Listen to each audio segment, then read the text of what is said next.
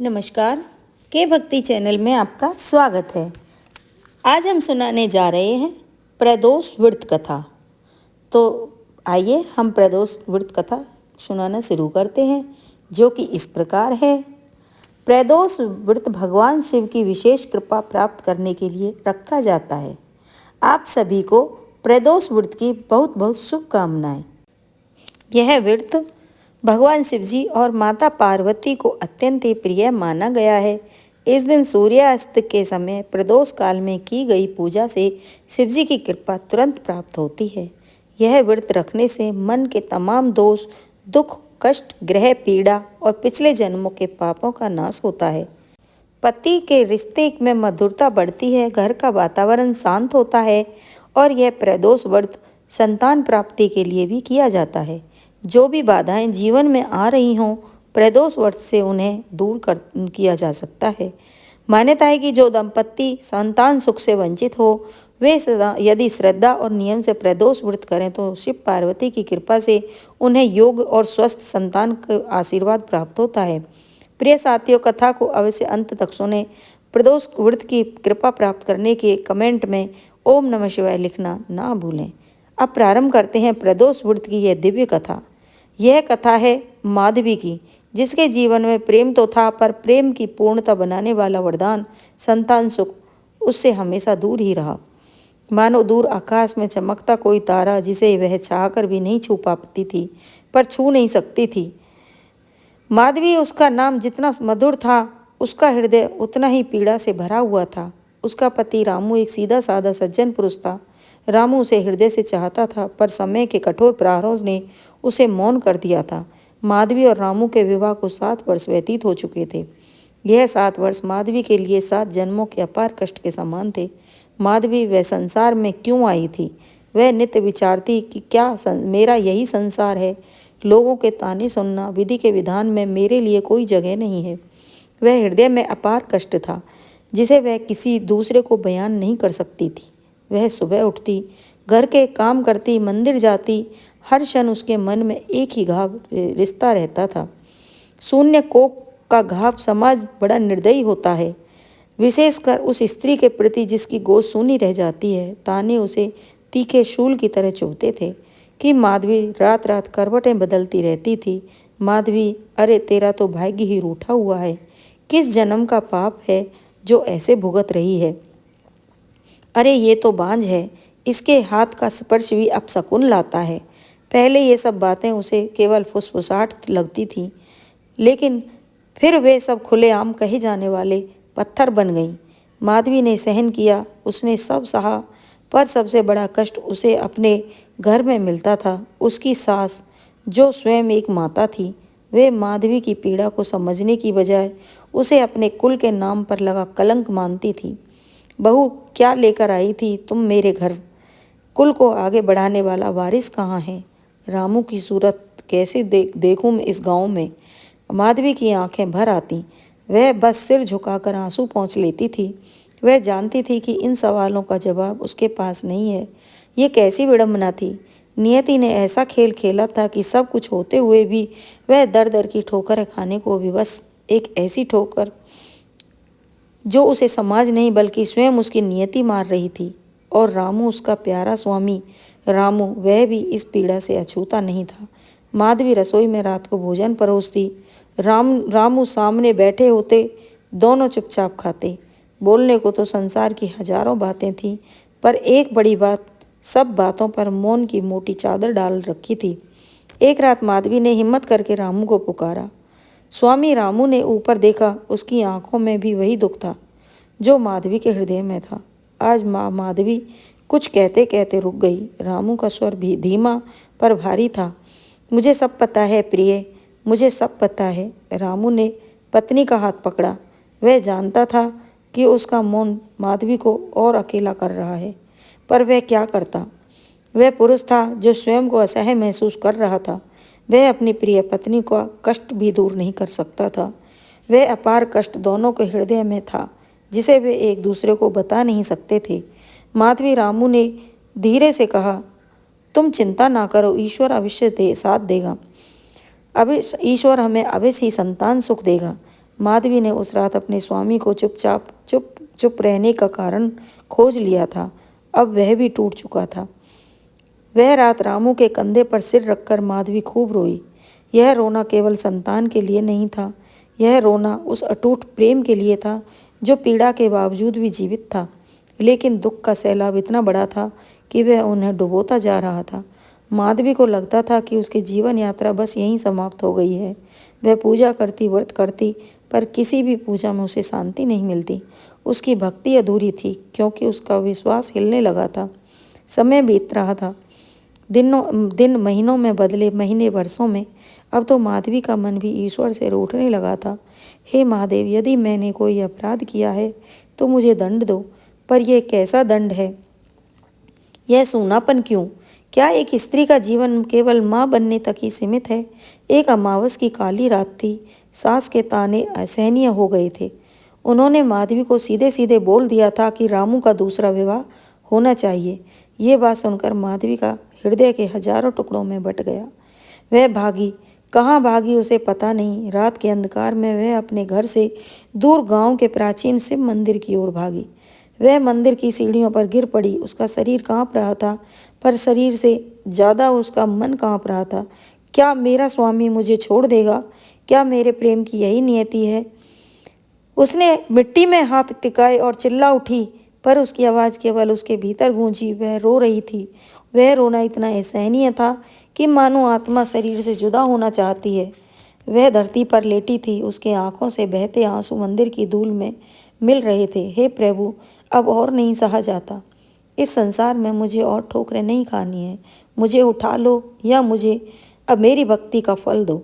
माधवी बेहोशी की कगार पर पहुंच गई थी। उसका शरीर ठंडा पड़ रहा था। नियति ने उस कठोर विधान से बचना किसी मनुष्य के लिए असंभव था और आज वह इसे स्वीकार करने को तैयार थी। तभी बहुत धीमी पर गहरी आवाज़ उसके कानों में पड़ी, बेटी। यह आवाज़ इतनी शांत थी कि माधवी को लगा शायद उसके मन का भ्रम है। एक वृद्ध हाथ जो उसने उसे सहारा देकर उठाया। धीरे धीरे माधवी ने आंखें खोली। उसके सामने एक तेजस्वी साधु खड़े थे। उनकी जटाएं उलझी थीं, माथे पर भस्म लगी थी। उनकी आंखों में अटल शांति थी। साधु ने अत्यंत दयाभाव से अपनी झुर्रीदार हथेली माधवी के सिर पर रखी। माधवी को पहली बार इतने वर्षों में किसी के स्पर्श का इतनी शांत, इतनी गहरी दया महसूस हुई। यह दया केवल मानव की नहीं, यह किस जैसे ब्रह्मांड के करुणा थी। अशुपात क्यों कर रही है बेटी? इतना कष्ट क्यों सह रही है? साधु ने पूछा। माधवी फूट फूट कर रो पड़ी। उसने कहा कि महाराज, मैं अभाग्नी हूँ, मेरी गोद सूनी है, सब मुझसे घृणा करते हैं, मेरी भक्ति भी अधूरी लगती है। साधु मुस्कुराए। उनकी मुस्कान में एक चेतावनी थी, एक ज्ञान था। नहीं बेटी, तुम्हारी भक्ति अधूरी नहीं है। तुम्हारी तपस्या बहुत कठोर है, पर तुम भटक गई हो। तुम परिणाम चाहती हो, पर शिवजी की भक्ति परिणाम से परे है। तुमने तो तपस्या की, पर मार्ग भूल गई। साधु ने उसे सीधे देखा। तुम दर दर की ठोकरें खाकर थक गई हो, पर तुमने कभी शंकर के द्वार को सच्चे मन से नहीं खटखटाया। महादेव को प्राप्त करने का मार्ग तपस्या नहीं, समर्पण है। माधवी ने विस्मय से साधु को देखा। साधु ने कहा कि यह संसार माया है बेटी। तेरी नियति ने जो खेल खेला है उसे केवल महादेव ही पलट सकते हैं। तेरा स्वामी भी दुखी है, तेरी सास भी दुखी है। तुम सबका कष्ट तभी मिटेगा जब तुम शिव की शरण में जाओगी। उन्होंने एक गहरी सांस ली और फिर यह आदेश दिया जिसने माधवी के जीवन की दशा बदलनी थी। बेटी, तुम्हारी पुकार महादेव अवश्य सुनेंगे। तुम प्रदोष का व्रत कर, यह महाव्रत करो। हर त्रयोदशी को शिव पार्वती का मिलन होता है। उस प्रदोष काल में यदि तुम सच्चे मन से व्रत रखोगी, बिना अन्न जल केवल शिव के ध्यान में लीन, तो तेरी गोद अवश्य भरेगी। यह मेरी नहीं, भगवान शिव की वाणी है। जा और अपनी भक्ति से महादेव को विवश कर दे। साधु ने माधवी को आशीर्वाद दिया और अंधेरे में विलीन हो गई। माधवी उठकर बैठी। उसके भीतर एक नया संकल्प जाग उठा था। उसे लगा जैसे नियति की विधि से बचाना किसी मनुष्य के लिए असंभव था, पर इस साधु ने उसे बचने का मार्ग दिखा दिया। माधवी घर लौटी। उसका चेहरा उदास नहीं था, बल्कि उस पर एक अजीब सी दृढ़ता थी। रामू चिंतित बैठे थे। जब रामू ने माधवी को देखा तो उन्होंने पूछा कि प्रिय, तुम कहाँ चली गई थी? मैं कितना व्याकुल हो गया था। माधवी ने रामू के चरणों को स्पर्श किया। स्वामी महादेव ने मुझे मार्ग दिखाया है। मैं प्रदोष व्रत रखूंगी। जब तक मेरी गोद नहीं भर जाती मैं यह घोर तपस्या करूंगी। रामू ने विरोध नहीं किया। वह जानते थे कि वह माधवी की अंतिम आशा थी। माधवी ने अगले प्रदोष से व्रत आरंभ किया। यह व्रत अत्यंत कठिन था। त्रयोदशी के दिन वह निराहार निर्जल रहती। उसने संसार के सारे मोह त्याग दिए। उसकी तपस्या साधारण नहीं थी। वह केवल शारीरिक कष्ट नहीं था, यह मानसिक अग्नि परीक्षा थी। वह दिन भर काम करती पर उसके मन में केवल ओम नमः शिवाय का जाप चलता रहता। माधवी की भक्ति, उसका समर्पण अब वह केवल कामना नहीं थी, वह महादेव के प्रति अटूट प्रेम बन गया था। प्रदोष काल आता वह शाम का समय, जब सूरज डूब रहा होता और अंधेरा संसार में पर छाने लगता। माधवी मंदिर जाती। वह शिवलिंग के सामने बैठ जाती। वह उस समय प्रार्थना नहीं करती थी, वह विलाप करती थी। हे नीलकंठ, आप तो विष पीकर भी संसार को जीवन देते हैं, क्या आप मेरी छोटी सी इच्छा पूरा नहीं कर सकते? मैं यह कष्ट अब और नहीं सह सकती। प्रभु, मेरी भक्ति को स्वीकार करो। मेरे स्वामी रामू के दुख को दूर करो। उनकी आंखें सूज जाती थीं, उसके होठ सूख जाते, पर वह टस से मस नहीं होती थी। कष्ट, अपार कष्ट। जब वह व्रत से उठती तो उसका शरीर थरथराता था। उसकी सांस अब भी ताना मारती रहती थी, व्रत करने से क्या होगा, भाग्य में जो लिखा होगा वही मिलेगा। पर अब माधवी को कोई फर्क नहीं पड़ता था। साधु की वाणी उसके कानों में गूंजती रहती थी, अपनी भक्ति से महादेव को विवश कर दे। माधवी की तपस्या की तीव्रता से वातावरण भी परिवर्तन होने लगा। उसकी भक्ति इतनी शुद्ध थी, उसकी पीड़ा इतनी सच्ची थी कि वह सीधे कैलाश पर्वत तक पहुँचने लगी। महादेव और माँ आदिशक्ति पार्वती उसकी पुकार सुन रहे थे। एक दिन जब माधवी अपनी तपस्या में लीन थी, उसकी आंखें बंद थीं, तब उसका ध्यान गहरा होता चला गया। उसके हृदय में अपार प्रेम और अपार कष्ट दोनों एक साथ थे। वह उस बिंदु पर पहुंच गई जहां मानव प्रयास समाप्त होते हैं और देह हस्तक्षेप आरंभ होता है। उसकी भक्ति ने महादेव और माँ आदिशक्ति को पृथ्वी पर आने के लिए विवश कर दिया। कई महीनों तक माधवी ने निष्ठा से प्रदोष व्रत किया। एक त्रयोदशी की रात व्रत समाप्त होने के बाद वह थककर अपनी सैया पर लेटी। रामू पास ही सो रहे थे। माधवी ने आंखें बंद की और वह तुरंत ही गहरी निद्रा में चली गई। वह साधारण नींद नहीं थी, वह योग निद्रा थी, जहाँ आत्मा सीधे परमात्मा से संवाद करती है। जैसे ही उसकी आत्मा शरीर के बंधन से मुक्त हुई, उसने स्वयं को एक चमकीले स्थान पर पाया। चारों ओर दिव्य प्रकाश था। सामने एक स्वर्ण सिंहासन पर जगत जननी माँ पार्वती विराजमान थी। उनके चेहरे पर वही ममता थी जो पूरे संसार को पालती है। उनके साथ भगवान शिव स्वयं अपनी शांत और सौम्य छवि में उपस्थित थे। माधवी ने यह दृश्य देखा, उसका हृदय श्रद्धा और प्रेम से भर गया। उसे लगा मानो उसका सारा अपार कष्ट इस क्षण में धुल गया हो। माधवी दौड़कर माँ पार्वती के चरणों में गिर पड़ी। हे माँ, हे आदिशक्ति जगत जननी माँ। माधवी रो रही थी, पर अब यह दुख का रोना नहीं था, वह मिलन का रोना था। माँ पार्वती ने माधवी को उठाया। उनका स्पर्श ऐसा कोमल था जैसे बादल का छूना। माँ पार्वती ने कहा, उठो मेरी बेटी, मैं तुम्हारी भक्ति से अत्यंत प्रसन्न हूँ। मैंने तुम्हारी तपस्या देखी है, मैंने तुम्हारा कष्ट देखा है और मैंने तुम्हारे स्वामी का मौन भी देखा है। माधवी ने कांपते स्वर में कहा, माँ, यदि आप प्रसन्न हैं तो मुझे यह सूनापन क्यों? क्या मेरी कोख कभी नहीं भरेगी? क्या मेरे स्वामी को कभी पिता बनने का सुख नहीं मिलेगा? यह नीति मेरे साथ इतनी कठोर क्यों थी? माँ पार्वती मुस्कुराई। उनके नेत्रों में वात्सल्य का सागर था। बेटी, माधवी, नियति केवल एक मार्ग है, पर भक्ति उस मार्ग को बदलने वाली शक्ति है। तुमने अपनी सच्ची भक्ति, अपने अपार कष्ट, अपने अटूट विश्वास से हमें विवश कर दिया है। तुम्हें आशीर्वाद देने के लिए माँ ने अपने एक हाथ से माधवी की गोद को स्पर्श किया। जा बेटी, तेरी गोद अब सूनी नहीं रहेगी। महादेव की कृपा और मेरी ममता का आशीर्वाद तुझ पर है। तुम जिस संतान की कामना कर रही हो वह तुम्हें अवश्य मिलेगी। वह संतान तुम्हारे इस कठोर तपस्या का फल होगी। वह धर्मनिष्ठ और तेजस्वी होगी। माधवी की आंखों से आंसू बह निकल रहे थे, पर वे आंसू अब शांति के थे। धन्यवाद माँ, धन्यवाद महादेव। स्वप्न टूटा। माधवी हड़बड़ाकर उठ खड़ी हुई। सूरज की पहली किरणें कक्ष में आ चुकी थीं। उसका शरीर पसीने से भीगा हुआ था, पर उसके मन में इतनी शांति थी जितनी उसने पिछले 7 वर्षों में कभी महसूस नहीं की थी। रामू नींद में थे। माधवी ने उन्हें देखा। उसके चेहरे पर ये पहली बार एक उज्ज्वल मुस्कान थी जो उसके हृदय की गहराइयों से निकल रही थी। अगले कुछ सप्ताहों तक माधवी के अंदर एक अजीब सी शांति थी। उसने प्रदोष व्रत रखना जारी रखा, पर अब एक उसकी तपस्या में विलाप नहीं बल्कि कृतज्ञता थी। उसे पता था कि माँ पार्वती ने उसे आशीर्वाद दिया है। समय बीता। एक सुबह माधवी ने महसूस किया कि उसके शरीर में कुछ नया परिवर्तन हो रहा है। वह डर रही थी, पर उसके डर से ज़्यादा उसके मन में उम्मीद थी। जब वैद्य ने आकर पुष्टि की तो माधवी अवाक रह गई। वह गर्भवती थी। उसकी गोद सच में भर गई थी। वह खबर सुनकर माधवी की खुशी का ठिकाना ना रहा। वह सीधे रामू के पास भागी। स्वामी, स्वामी। रामू ने पत्नी की आंखों में वह चमक देखी जो वर्षों से लुप्त हो गई थी। क्या हुआ प्रिय? माधवी ने कांपते हाथों से रामू का हाथ पकड़ा और धीरे से कहा, स्वामी, हमारी भक्ति स्वीकार हो गई है। मेरी गोद भर गई है। रामू को क्षण भर के लिए विश्वास नहीं हुआ। उनकी आंखें भर गईं। इतने वर्षों की पीड़ा, इतना मौन कष्ट, सब आज एक क्षण में धुल गया। रामू ने माधवी को सने से गले से लगाया। प्रिय साधु का वचन सत्य हुआ। तुम्हारी तपस्या ने सच में महादेव और पार्वती को विवश कर दिया। यह घर का सबसे खुशी का दिन था।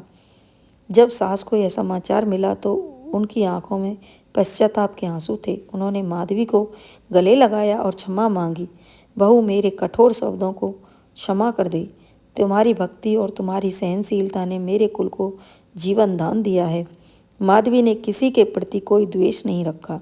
उसके हृदय में अब केवल दया, प्रेम और ईश्वर के प्रति अटूट श्रद्धा थी। 9 महीने बाद शुभ दिन में प्रदोष वेला के समय माधवी ने एक तेजस्वी पुत्र को जन्म दिया। वह अत्यंत सुंदर था, मानो साक्षात शिव का अंश हो। जब रामू ने पहली बार अपने पुत्र को गोद में लिया तो उनके होठ कांप रहे थे। उन्होंने अपनी प्रिय पत्नी की ओर देखा। माधवी मुस्कुरा रही थी। रामू ने धीमे स्वर में कहा कि प्रिय माधवी, तुमने मुझे जीवन का सबसे बड़ा सुख दिया है। तुम्हारे कष्ट, तुम्हारी तपस्या सब सफल हो गई। माधवी ने उत्तर दिया कि यह सब महादेव और माँ पार्वती की कृपा से संभव हुआ है स्वामी।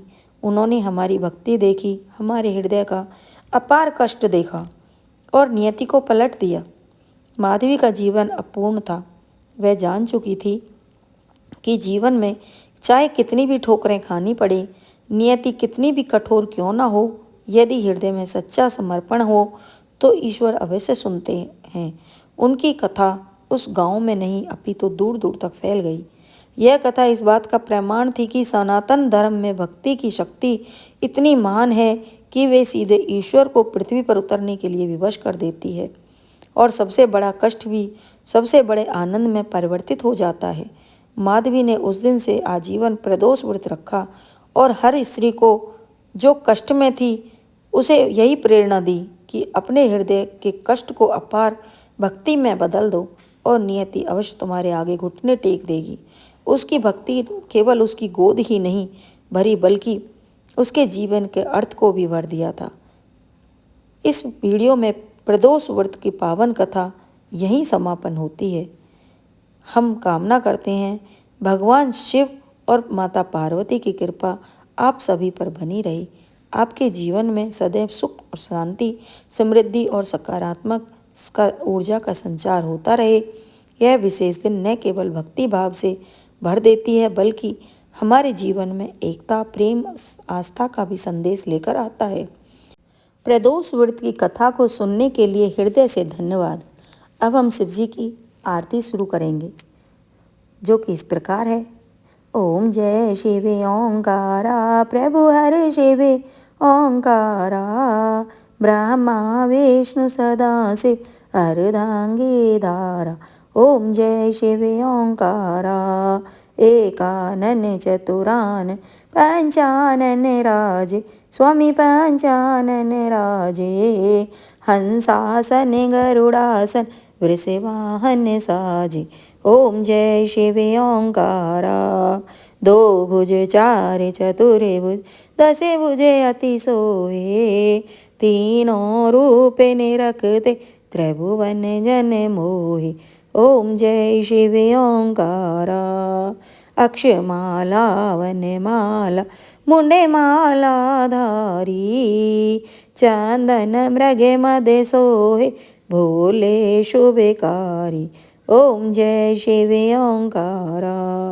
श्वेतांबर पीतांबर बागांबरे अंगे स्वामी बागांबरे अंगे।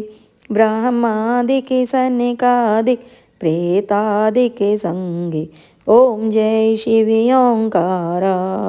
कर के मध्य कमंडल चक्र त्रिशूल धरता स्वामी चक्र त्रिशूल धरता। सुख करता दुख हरता जगे पालन करता। ओम जय शिव ओंकारा। ब्रह्मा विष्णु सदाशिव जानते अविवेका स्वामी जानते अविवेका। प्रणवाक्षर में शोभित ये तीनों एका। ओम जय शिव ओंकारा। त्रिगुण स्वामी जी की आरती जो कोई नर गावे स्वामी प्रेम सहित गावे। कहते शिवानंद स्वामी सुख संपत्ति पावे। ओम जय शिव ओंकारा। जय शिव ओंकारा। प्रभु हर शिव ओंकारा। ब्रह्मा विष्णु सदाशिव अर्धांगी धारा। ओम जय शिव ओंकारा। बोलो सच्चे दरबार की जय। बोलो भगवान शिव शंकर भगवान की जय। कर्पूरी गौरम करुणावतारम संसार सारम भुजगेन्द्रहारम। सदा वसन्तं हृदयारविन्दे भवं भवामि सहितं नमामि। भवं भवामि सहितं नमामि। भवं भवामि सहितं नमामि। बोलो सच्चे दरबार की जय। बोलो शंकर भगवान की जय। अगर आपको मेरी वीडियो पसंद आती है तो प्लीज़ मेरे चैनल को सब्सक्राइब करें, वीडियो को लाइक करें, ज़्यादा से ज़्यादा शेयर करें, हो सके तो कमेंट करें। कमेंट में ओम नमः शिवाय लिखना ना भूलें। हर हर महादेव। ओम नमः शिवाय। बोलो सच्चे दरबार की जय। बोलो शंकर भगवान की जय। बोलो माता पार्वती की जय। जय जय श्री राधे श्याम।